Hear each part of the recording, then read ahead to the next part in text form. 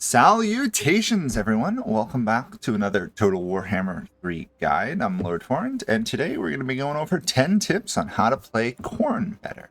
Specifically the Skarbrand Khorne, since he's the only one in the game at the moment. Tip 1. All about battles. Without battles, your growth and economy is terrible. People will start playing this and they'll be going, why can't I grow? Why can't I make money?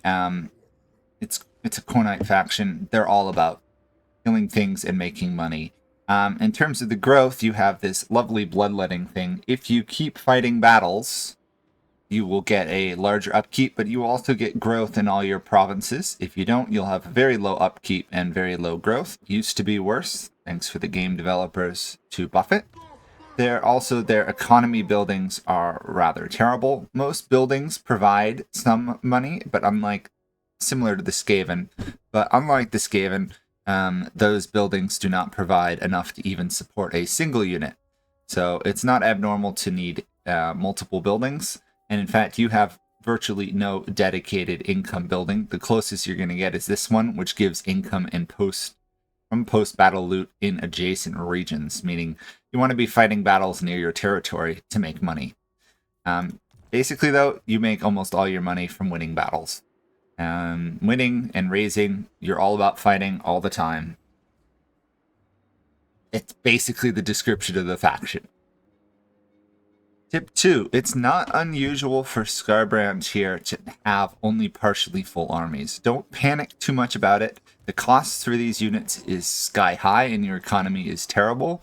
Really, you're only going to have full armies when you have a massive treasury and you will be losing money each turn. But don't panic. Skarbrand is quite capable of winning battles, even with half an army or 3/4 of an army versus full stacks. That's just based off how powerful his units are. So don't panic if you can't build to full. Unlike other factions, you don't really have any trash units to fill things up with. Even your warhounds are, which would be your trash unit, are still worth more than a single building can provide an income. So don't panic about not having full stacks. You can still win even without full stacks. You'll get full stacks once your economy gets rolling, and you do that through battles. Tip 3. Some buildings have effects of enemies in your land, but you do not want to plan or encourage that, really. Common mistake I see people make is they go, well, I get control when a battle is fought nearby, and oh, if there's an enemy lord, I get even more control. That doesn't help much. It does not help. Also, this one, reducing enemy leadership. Okay, it's good, but you don't want to rely on the fact of having enemies in your lands. Same thing here with attrition. Oh, plus 100 when an enemy lord is present. All those building effects do make it less likely your provinces are going to revolt when there's an enemy in your land, and you'll get more money to raise defensive armies. Don't plan to keep having enemies in your lands. They will eventually start taking your provinces, and you really don't want settlements, and you really don't want that. So yes, there's the buildings, and you do get a better economy if the enemies are invading. Don't plan for that. It's a secondary bonus. Focus on offense. Don't let the enemies keep invading you. You should be invading them. Tip 4, and this is just a tactical battle one because a lot of people forget it. Demonic units won't rout, but your human units will. So you have to make sure that you know which is a demon unit versus a human unit. By and large, if it says Chaos Warrior or something, it's probably going to be human. If it says or has the trait Banished, it will be demonic. Or it has physical resistance, immune to terror, and dies when leadership gets low. So just remember, in a battle, some of your units may rout, which can be very shocking for this faction, but other ones will die where they stand, meaning you have to deploy them properly or they can die and do almost nothing in a battle. Tip 5. Khornite faction has amazing melee, heroes, and cavalry units, but you lack in range, artillery, and you lack all access to magic. In the Warhammer lore, Khorne despises magic, so in fact, some of your units have spell resistance to make it less likely you'll be destroyed by magic, making this surprisingly one of the better anti-magic factions out there. You have amazing melee units. Even some of your starting units are stronger than most tier 2 units from the people you will be fighting. And They're solid. They do a lot of damage. They're worth building. Problem is your economy. You do have one artillery unit that does bear mention here. It's basically your only one. This skull cannon, if you can afford it, is worth getting. But other than that, you lack. As you can see, we have one missile cavalry, no range units. I believe in lore, Khorne despises non-melee combat, so that might be part of it. But use your cav. Some of your heavy cav is amazing. Your melee can pretty much wreck anyone else's in melee combat. And your hero units are extraordinarily powerful once you buff them up a bit.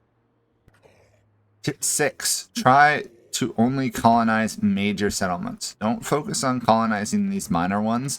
It costs you skulls. Yes, you'll probably have a huge surplus of skulls, but you can burn through them very quickly colonizing settlements.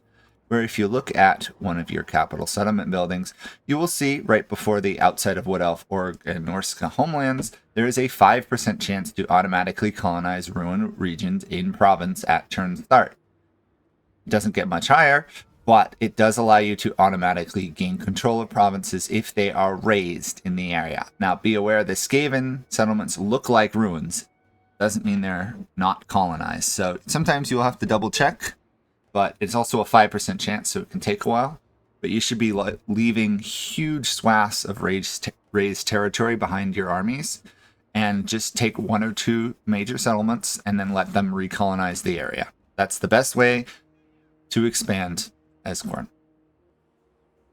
Tip 7. To hammer home this point of needing to protect your settlements, high-level settlements need to be protected due to your cost of building and upgrading and your unit production. A lot of your best units here, you can get at reasonably low levels, but to get to the really, really super powerful units like these Skull Crushers, you need high-level settlements. High-level settlements really do need to be protected, just because your economy isn't the greatest, so losing one of these can really dent your income, but also will cost you to spend tons of money that you have to raise through fighting to rebuild them so you can get good units. Great units again. So by and large, protect your major settlements very strongly. You actually have surprisingly really powerful garrison buildings in them, so definitely build them. The biggest benefit here is they provide leadership when under siege in the region. So if you have some demonic units, they will fight even better. And pretty much making it one of the few ranged things you can get in the game, it does improve your tower projectiles to do some significant damage. Taking a Khornite fully upgraded defensive settlement can be really tough, especially if you've got attrition on them before they hit your settlement. Minor settlements, though, don't worry about them too much. Tip 8, and this is a strength that Khorne really excels in. Flaming weapons counter undead of all types and counter healing. So if you have a unit here like this hero that does flaming damage,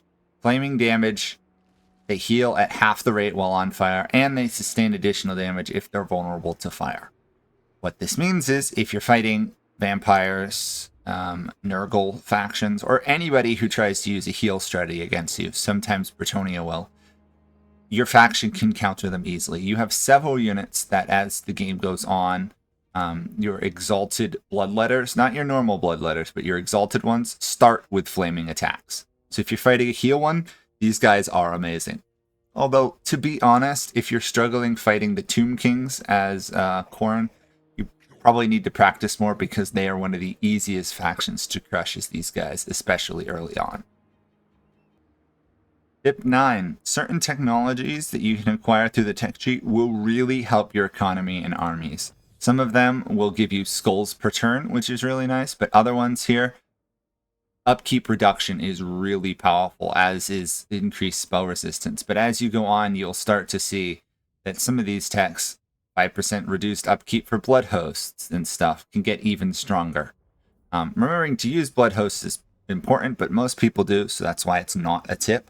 But look through the tech tree and find the ones that will really help support your economy. There are some superfluous techs in there, so knowing what to research will make a big difference in improving your campaign, specifically reducing the upkeep of your armies, which by and large is how your economy gets better. Tip 10, and this might be one of the most surprising for people. Losing one of your armies is really bad. It can really hurt due to your economy. So you may actually want to run away, which is strange for a Khorne faction, or ambush.